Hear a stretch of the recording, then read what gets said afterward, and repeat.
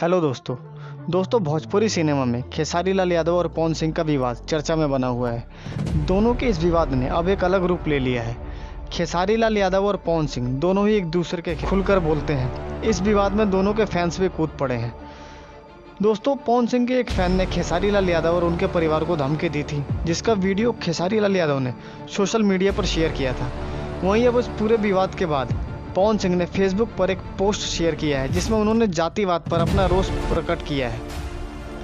पवन सिंह ने फेसबुक पर एक पोस्ट किया है, जिसमें उन्होंने मुख्यमंत्री नीतीश कुमार से आग्रह किया कि जातिवाद के जहर पर अंकुश लगाना चाहिए।